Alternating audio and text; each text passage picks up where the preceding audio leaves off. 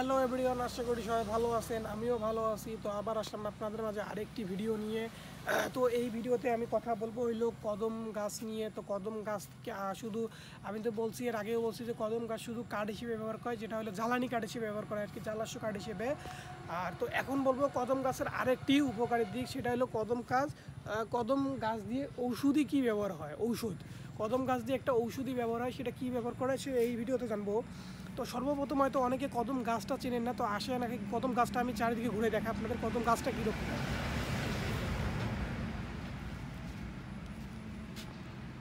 তো এই হচ্ছে সেই কদম গাছের গোড়াটি দেখেন, দুটি গাছ বার হচ্ছে একটি দিয়ে।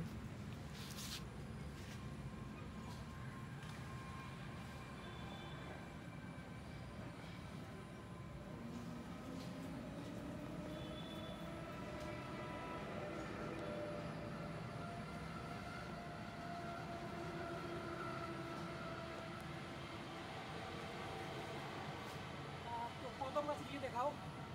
জি, কদম গাছের তুমি হইলো যে ছাল দেখাও, ছালগুলো দেখাও, ছাল দিয়ে কথা আছে।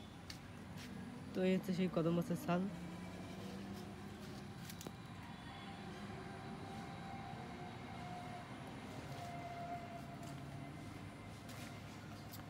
তো এই যে কদম গাছের ছালটা দেখতেছেন না, এই যে এই ছালটা, জি, এই যে এটা দেখতেছেন না, এই ছালটি আপনার এই ছাল জ্বরের ওষুধ হিসেবে ব্যবহার করা হয়। যে জ্বরের যে ওষুধগুলো বানায় না, এই ছালের মাধ্যমেই আর কি বানায়। এই ছালটা হলো জ্বরের ওষুধ ব্যবহার করা হয়।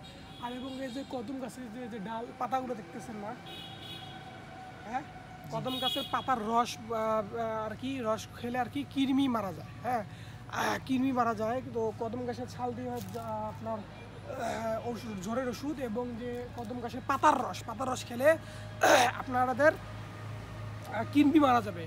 তো কৃমি মারা যাবে। আবার কদম গাছের রস বেশি খাওয়া যাবে না, বেশি খেলে কী হবে, একটা অপকার দিক আছে। সেটা হলো আপনার যখন কদম গাছের পাতার রস আপনি বেশি খাবেন, তখন আপনাদের বমি ভাব হবে, মানে আপনাদের শরীরে একদম যত বমি বের হয়ে যাবে। তো এই জন্য আমরা কম খাবো, এবং যখন যে কৃমি একটু বেশি হবে তখন হয়তো কয়েকবার খাবো, খেয়ে এটা ছেড়ে দেবো।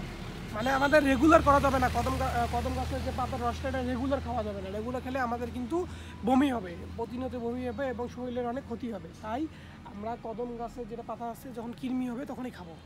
তো এইটা একটা খুব জরুরি একটা দিক, যে কৃমির ওষুধ, এটা কদম গাছের পাতার রস দিয়ে কৃমির ওষুধ।